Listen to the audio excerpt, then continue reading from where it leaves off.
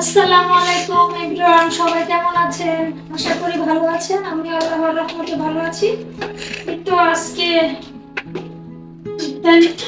আসরের নামাজ পড়ে চলে আসলাম রান্না করে। তো এখানে আমি দুধটা জাল করে নিয়েছি, এটাতে দই বসাবো। তো আর আজকে দুধের ভাত রান্না করছি, তারপরে ছোলা গুড়।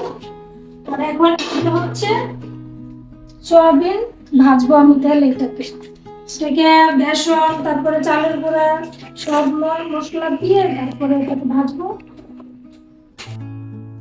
এই সয়াবিনটা তেলে ভাজা, এভাবে ভাজা করে খেলে খুব ভালো লাগে, মচমচে লাগে। এদিকে ইফতারের সময় হয়ে যাচ্ছে, আর আসলে আমি একা, সেজন্য অনেক কিছু দেখাইতে চাইলেও পারি না। এদিকে দুটো ডিম ভেজে নিলাম, কারণ খুদের ভাতের সাথে ভর্তার সাথে ডিম ভাজা দিলে ভালো লাগে। আর এই জুসটা আমার হাজবেন্ড বানাইছে, পুদিনা পাতা এবং লেবু দিয়ে। জুসটা খেতে অনেক ভালো লাগছিল। এই তো আজকে 4 দিন পর হাজবেন্ডের সাথে একসাথে বসে ইফতারি করলাম। আমরা যাই খাই না কেন, পরিবারের সবাই একসাথে বসে খেলে ভালো লাগে। তো আমি ইফতারি খেয়ে নামাজ পড়তে চলে যাব।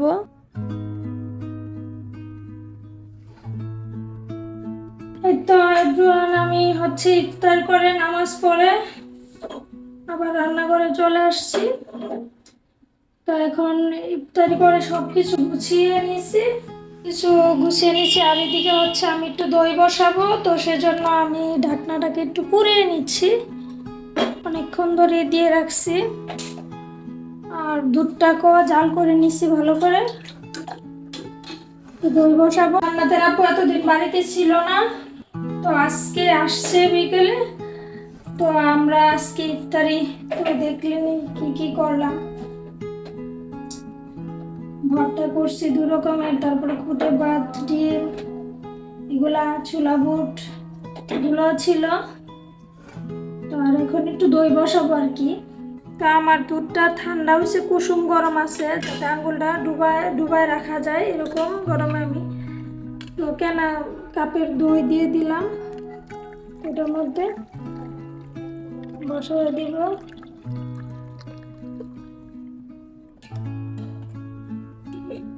দইটা আমি এখানে বসায় দিব,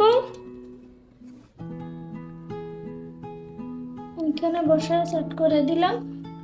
আমার দইটা হয়ে যাবে। আমি নামাজ পড়ে এখন রান্নাঘরে চলে যাব, রান্না করব। তো আমি একটা টমেটো মাছ দিয়ে টক রান্না করেছি, আর এদিকে তেলাপিয়া মাছ ভাজি করেছি। এই তো টমেটোর টক আর তেলাপিয়া মাছ সাথে একটা ভর্তাও ভাজি করেছি। আর আসলে রমজান মাসে সবাই একটু বেশি ব্যস্ত থাকে, শরীর অনেক ক্লান্ত থাকে। তো আজকে এই পর্যন্তই। সবাই ভালো থাকবেন, সুস্থ থাকবেন। আল্লাহ হাফেজ।